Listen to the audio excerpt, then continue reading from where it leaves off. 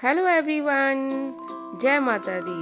तो ये है मेरे पहले दिन की शुरुआत, माता के पहले नवरात्रि व्रत की शुरुआत। तो सबसे पहले उठकर तैयारी की, फूल जल सब एक जगह रखा, कलश की स्थापना की और माता को वस्त्र पहनाए, चुनरी उड़ाई और उसके बाद तिलक लगाया, पूजा स्टार्ट की। हम दोनों ने पति पत्नी ने एक साथ मिलकर पूजा की, माता की दुर्गा चालीसा की और इस तरह से कुछ अपने इतने खूबसूरत इतने सुंदर दिनों की शुरुआत हमने कुछ इस तरह से की और बहुत ही अच्छा लगा। ये दिन बहुत ही अच्छे होते हैं, घर में बहुत ही अच्छा वातावरण रहता है। जो हम हवन करते हैं तो उसकी सुगंध पूरे घर में रहती है। ये इस तरह से माता को टीका लगाया और फिर हम दोनों ने किया हवन घर पर ही माता का, जो कि सभी लोग नवरात्रों में करते हैं।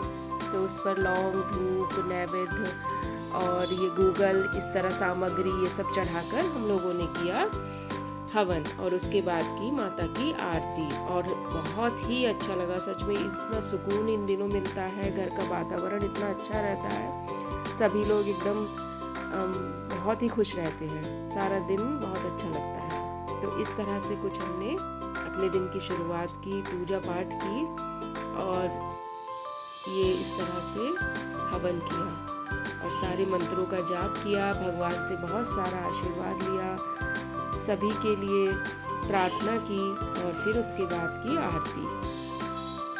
बहुत अच्छा लगा आरती में भी। इस तरह से आप सब भी आशीर्वाद ले लीजिए और हाथ जोड़कर जो भी आपको माता से मांगना है वो मांग लीजिए। मेरा विश्वास है माता आपकी सभी मनोकामना पूरी करेगी। देर भले ही हो जाए लेकिन सभी की सभी मनोकामनाएं जरूर पूरी होती है। सच्चे मन से, सच्चे हृदय से माता को मनाइए, उनसे प्रार्थना करिए तो वो जरूर आपकी मनोकामना पूरी करती है। माता के विशेष दिन है तो विशेष पूजा करनी चाहिए, तो माता की विशेष कृपा भी इन दिनों बनी रहती है। तो इस तरह से हमने अपनी पूजा की। देखिए आप कितना अच्छा लग रहा है। और उसके बाद फिर क्योंकि व्रत था तो थोड़े से मैंने चिप्स फ्राई किए और चाय बनाई। ये इस तरह से कितने टेस्टी लग रहे हैं। और हाँ, उसके बाद स्टार्ट हुई लंच की तैयारी, क्योंकि हस्बैंड को जाना है ऑफिस तो उन्हें लेकर जाना है लंच। तो उसमें मैंने बनाई साबूदाना की खिचड़ी। तो उसकी रेसिपी मैं आपके साथ शेयर करती हूँ। तो मैंने सबसे पहले कढ़ाई में डाल दिया देसी घी। आप इसको देसी घी में बनाइए, टेस्ट दुगना हो जाएगा। देसी घी डालने के बाद उसमें डाला जीरा, आधा चम्मच के करीब आप जीरा डाल दीजिए और जैसे ही जीरा हल्का सा ब्राउन हो जाए तो उसमें हम डालेंगे ये हरी मिर्च और ये जब ये फ्राई हो जाएंगी इस तरह से, तब हम इसमें डालेंगे उबले हुए आलू। क्वांटिटी आप अपने हिसाब से रख सकते हैं, क्योंकि अभी थोड़े ही लेके जाएंगे तो थोड़े मैं बाद में बनाऊंगी, थोड़ा अभी बनाकर उनको लंच बॉक्स में पैक करके दे दूंगी। तो इस तरह से हमने पहले जीरा डाला, उसको तड़कने दिया और अब उसमें हम ये उबले हुए आलू डाल दिए और ऊपर से लगभग थोड़ा सा ही साबूदाना डाल दिया, जो कि मैंने कम से कम 3-4 घंटे भिगो कर रख दिया था। आपने देखा था, मैंने अभी प्रेस करके दिखाया था कितनी अच्छी तरह से ये गल गया था। तो आप 3-4 घंटे भिगोएंगे तो साबूदाना बहुत ही अच्छी तरह से फूल जाता है और बहुत ही शाइनी बनता है। तो अब आप इसमें डाल देते हैं लाल मिर्च। आप चाहें तो कुटी काली मिर्च भी डाल सकते हैं, क्योंकि किसी के यहाँ लाल मिर्च नहीं भी खाई जाती तो वो कुटी काली मिर्च डाल देते हैं। हम लोग खा लेते हैं तो हमने लाल मिर्च ही इस्तेमाल की है और हरी मिर्च भी थोड़ी डाली है। और फिर हम इसमें डालेंगे नमक और इस तरह से हम इसको फ्राई करेंगे थोड़ी देर। इस तरह से घुमा घुमा कर फ्राई करेंगे।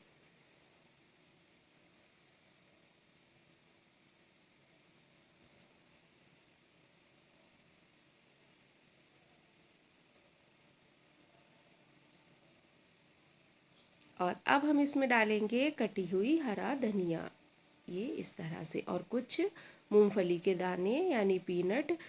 कुछ लोग क्रश करके भी डालते हैं पर हमें ऐसे साबुत ही पसंद है तो ऐसे डालें। आप चाहें तो हल्का सा इनको दरदरा कूट कर भी डाल सकते हैं। और ये बनकर तैयार है टेस्टी और हेल्दी साबूदाना की खिचड़ी।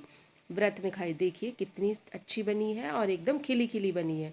और ये हो गई हस्बैंड के लंच की तैयारी। उसमें ये साबूदाना की खिचड़ी जब ठंडी हो जाएगी तब पैक होगी। दही है, पुदीने की चटनी है और थोड़े से चिप्स जो कि इसके साथ वो लेकर जाएंगे।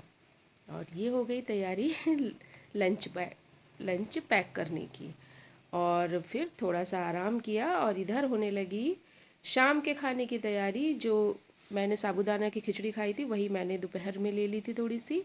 और अब हो गई है शाम के खाने की तैयारी। तो उसके लिए सबसे पहले बन रही है साबूदाने की खीर। उसके लिए एक बड़ा ग्लास दूध मैंने बॉईल कर लिया। और ये देखा आपने, ये भी भीगा हुआ साबूदाना है।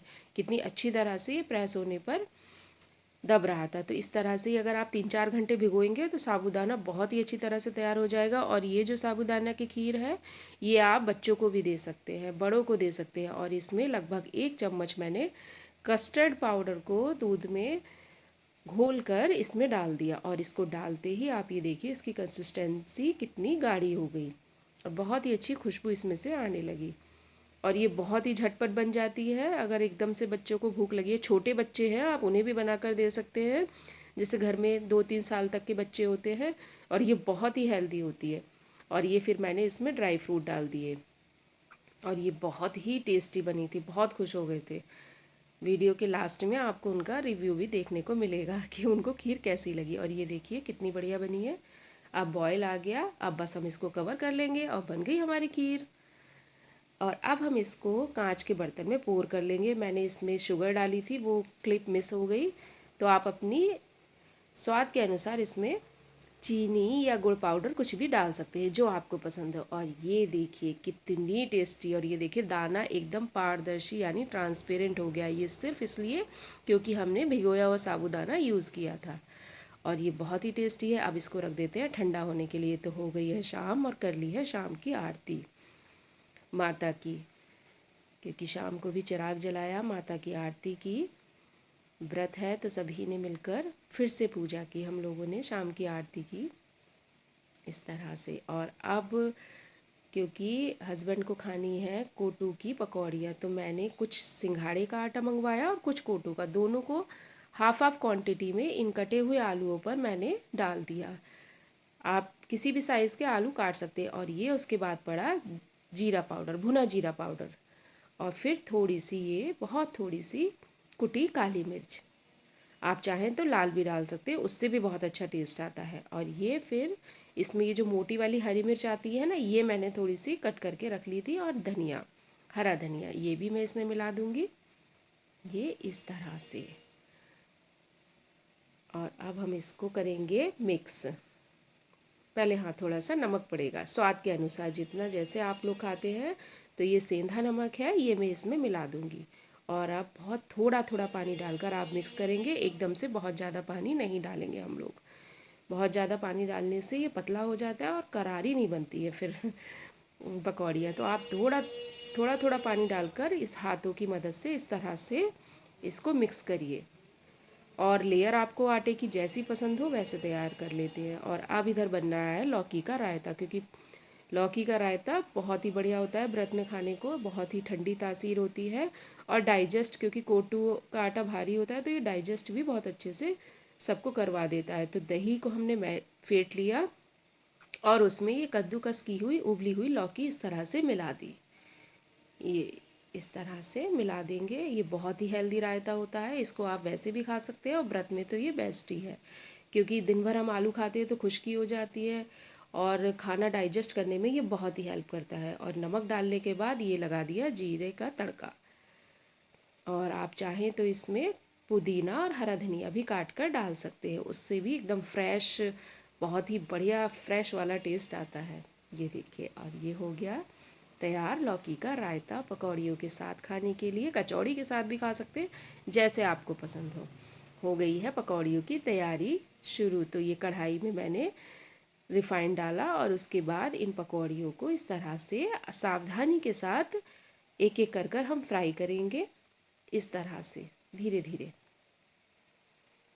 आँच को हम मीडियम रखेंगे, ना ज़्यादा हाई ना ज़्यादा लो। अगर हाई कर देंगे तो पकौड़ियाँ जल जाएंगी, अंदर से नहीं करेंगी। और लो कर देंगे तो पकौड़ियाँ सारा ऑयल पी जाएंगी। इसलिए हम हमेशा आग को मीडियम रखेंगे। और ये लीजिए, हो गई पकौड़ियाँ भी तैयार। बहुत ही अच्छी खुशबू आ रही है इनमें से, क्योंकि वो जो हमने भुना जीरा पाउडर डाला था ना उससे, और जो हमने हरा धनिया डाला उससे बहुत ही अच्छा फ्लेवर इनमें आएगा। ये देखिए कितनी बढ़िया लग रही हैं। और ये हो गई है प्लेटिंग। तो इसमें मैंने सजा दी है पकौड़ी, खीर, रायता, और ये खीरे का सलाद, और एक्स्ट्रा दही लिया है। अगर किसी को खाना है तो वो इसके साथ खा लेगा। और अगर आपको ये सब रेसिपी पसंद आई हो तो चैनल को लाइक ज़रूर कीजिएगा। और अभी दिखाती हूँ रिव्यू पति का। अरे बना लिए तो बहुत सारा। अब आप खा के और टेस्ट करके बताओ कैसा बना है। क्या करूं पहले टेस्ट? सबसे पहले मीठे से शुरुआत करो। ठीक। खीर खा के देखो ये कैसी बनी है। काय की है खीर? साबूदाने की।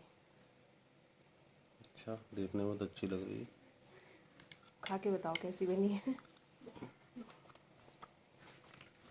सच में बहुत अच्छी बनी है यार, मज़ा आ गया। सही बनी है। मीठा ठीक है। सब कुछ परफेक्ट है। और ये स्ट्रॉबेरी है। हम्म।